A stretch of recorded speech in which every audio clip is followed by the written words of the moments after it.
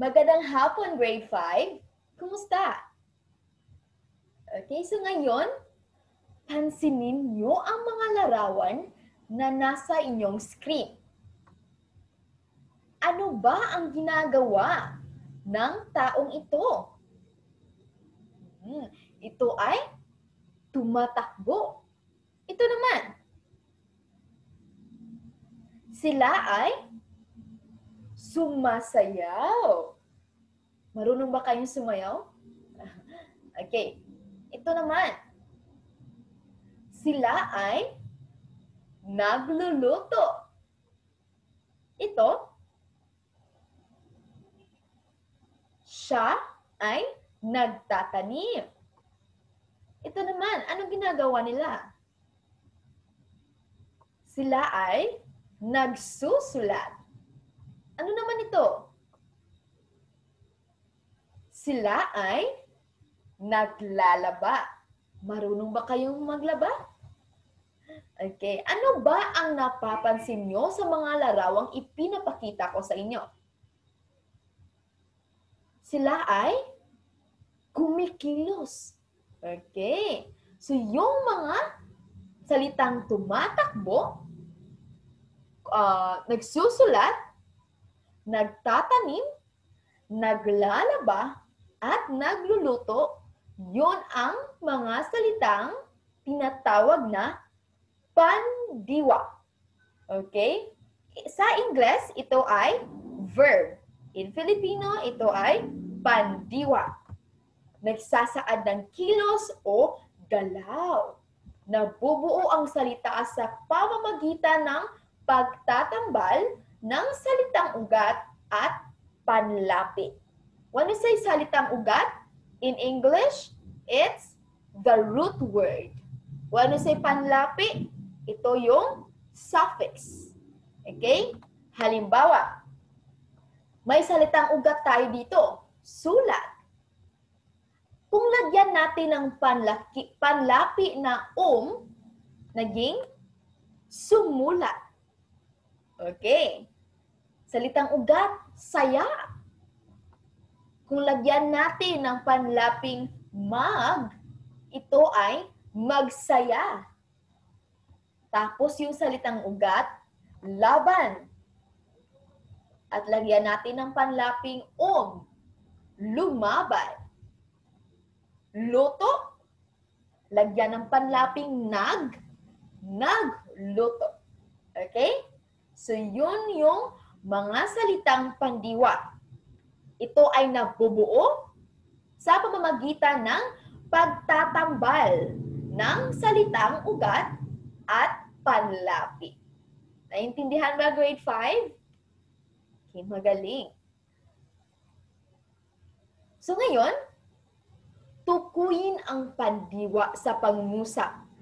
Isulat ang iyong sagot sa kwaderno at ipadala ito sa cerebro. Mapupost ako doon ng pre-recorded video answers pandiwa. You send your answers there. Okay? So ngayon, isulat nyo ang pangungusap sa iyong kwaderno at you underline the pandiwa in each sentence. Okay, halimbawa, number 1, kinantahan ko kahapon ang aking guro. Ano ang pandiwa dito? You underline it. Okay? Again, when you say pandiwa, ito ay nagsasaad ng kilos o galaw. Halimbawa, maganda. Na ito ba ay pandiwa? Hindi. Magaling. Dahil hindi ito nagsasaad ng kilos. Maganda, you are just describing something. Ito ay isang pang-uri. Hindi ito isang pandiwa. Halimbawa, kumakain. Ito ba ay nagsasaad ng kilos? Magaling. Ito ay isang pandiwa. Okay. So ngayon, ay may aspekto ang pandiwa. Una ay ang aspektong pangnagdaan o ito ay imperfectibo. Ito ay another name for pangnagdaan. Okay? Ito ay tumutukoy sa mga kilos o galaw na natapos na o nangyari na. Halimbawa, lumaban. Lumaban si Manny Pacquiao sa boxing kahapon. Ibig sabihin, yung kilos ay naganap na. Tapos na. Okay? Halimbawa rin, nagluto. Nagluto si Fed ng adobo kahapon. Okay? Nagsalita. Nagpinta. So, sa iyong nakikita, kadalasan yung mga salitang pangnagdaan ay nagsisimula sa nag at hindi inuulit ang unang letra ng salitang ugat. Okay? Yan yung hint. Okay? Sa pangnagdaan. Namasyal. Namasyal kami kahapon sa SM. So, yung kilos ay tapos na. Yan ang aspektong pangnagdaan or imperfectibo. Naintindihan ba? Ngayon, kayo naman ang magbigay ng halimbawa ng imperfectibo. 10, 9, 8, 7, 6, 5, 4, 3, 2, 1. Okay, magaling, grade 5. At ang pangalawa naman ay aspektong pangkasulukuyan or perpektibo. Ito ay tumutukoy sa kilos o galaw na kasalukuyang ginagawa o nangyayari. Halimbawa, nagluluto ako ngayon. So, ibig sabihin, yung kilos o galaw ay nangyayari ngayon. Okay? Halimbawa ngayon, nagtatalakay ako sa inyo tungkol sa pandiwa. Okay? Dahil nangyayari ito ngayon. Hindi kahapon, ngayon ito nangyayari. Ito naman, namamasyal kami ngayon sa park. Nagpapagupit ako ngayon sa barbershop. Okay? So, sa nakikita nyo sa aspektong pangkasalukuyan, inuulit yung dalawang letra ng ng salitang ugat. Halimbawa, nagluluto. Ano ang salitang ugat dito? Okay. Ang salitang ugat dito sa nagluluto ay luto. Okay? So, yung LU, inuulit ito. Okay? Luluto. And then you just add the panlapi. The panlapi here is nag. So, nag plus, inuulit yung dalawang letra ng unang salita ng salitang ugat at you just add the panlapi at naging pangkasulukuyan. Okay? Nagluluto. Ano naman ang salitang ugat dito? Nagsasalita. Okay, magaling. Ito ay salita. At inuulit ang sa, and then you just add nag, which is the panlapi. Then you add everything. Nagsasalita. Okay? Halimbawa, lumalaban. Laban. Okay, laban. This is the salitang ugat. Okay? At yan ang panlapi. So, you just add everything. So, lumalaban. Okay? Namamasyal o masyal. Then, hapunan. Yan ang salitang ugat. Inuulit ang ha at you just add nag. Naghahapunan. Yan ang aspektong pangkasalukuyan or perpektibo. Naintindihan ba? Okay. Ito yung mga kilos o galaw na kasalukuyang ginagawa ngayon o nangyayari. Okay? At ang pangatlo naman, ito ay aspektong panghinaharap o kontemplatibo. So, ibig sabihin, tumutukoy sa mga kilos o galaw na gagawin o mangyayari pa lamang. So it is not done yet, okay? You will do this galaw or kilos like tomorrow, on the other day. Okay, halimbawa, magluluto ako bukas ng adobo. Magpipinta ako bukas. Mamamasyal kami.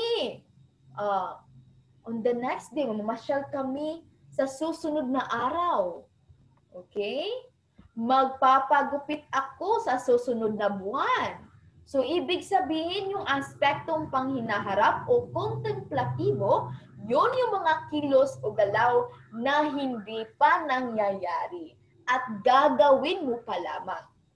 Okay? Naintindihan ba? Okay. At nakikita nyo sa salita, ito ay nagsisimula sa letter M. Okay? Maglalaban, magluluto, mamamasyal, magsasara, magpapagupit. Okay? So yun yung mga halimbawa ng aspektong panghinaharap. Naintindihan ba grade 5? Okay. Ngayon naman, magbigay kayo ng halimbawa ng aspektong pangnagdaan, pangkasalukuyan, at panghinaharap.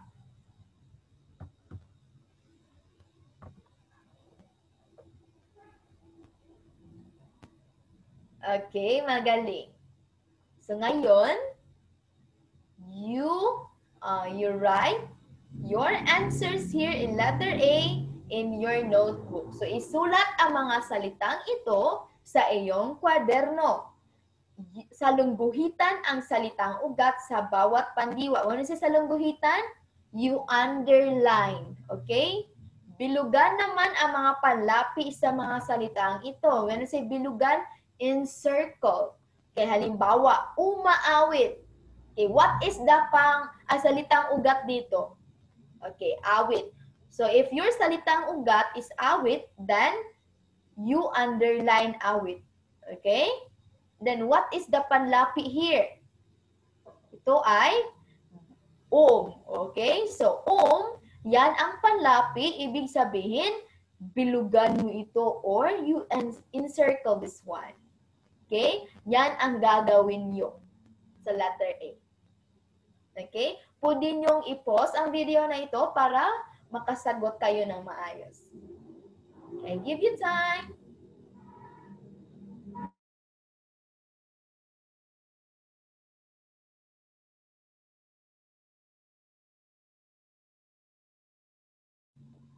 Okay, ngayon naman, dito tayo. For a while. Okay. Ngayon naman, nakikita nyo ang table na ito. So, ang gagawin nyo ay magbigay kayo ng salitang pangnagdaan, pangkasalukuyan at panghinaharap gamit ang mga salitang itong na nasa gilid. Okay? Halimbawa, binigyan ko na kayo ng halimbawa. Yung salita natin dito ay magbantay. Pangnagdaan, nagbantay. Pangkasalukuyan, nagbabantay. Panghinaharap, magbabantay. Okay? Tingnan nyo ang kaibahan ng tatlo. Yun yung pangnagdaan, nagbantay. Pangkasalukuyan, you just repeat the ba, nagbabantay. At yung panghinaharap, you just copy babantay and then you change the N into M. Magbabantay. Okay? Pero hindi ito pwede sa lahat ng mga salita. Okay? Halimbawa, lumalaban, like laban. Lumaban. Lumalaban. Lalaban. Depende yun sa salita. Okay? So ngayon, ang gagawin nyo ay magsulat o magbigay kayo ng salitang pangnagdaan, pangkasalukuyan at panghinaharap gamit ang mga salitang nasa gilid. Naintindihan ba? Okay, give you time for this. Again, isend or ipasa nyo ang mga sagot nyo sa Cerebro. Okay? I will post it there. Pre-recorded answers, Pandiwa. Give it time.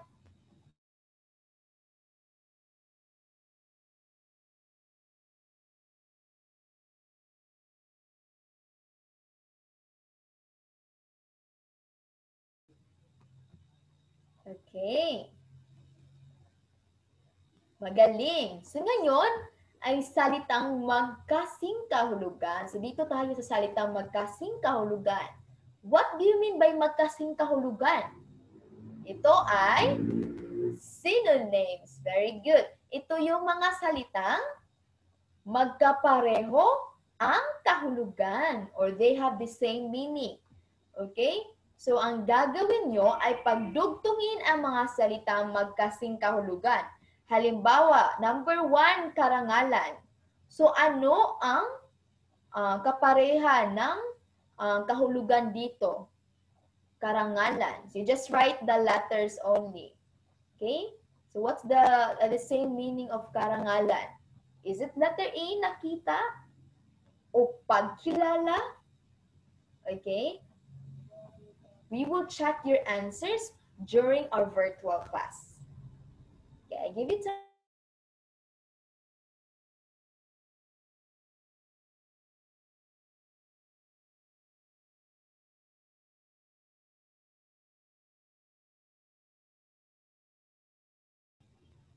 Okay, magaling. Grade 5. So, yan lang ngayong araw na ito. Maraming salamat, Grade 5. Paalam!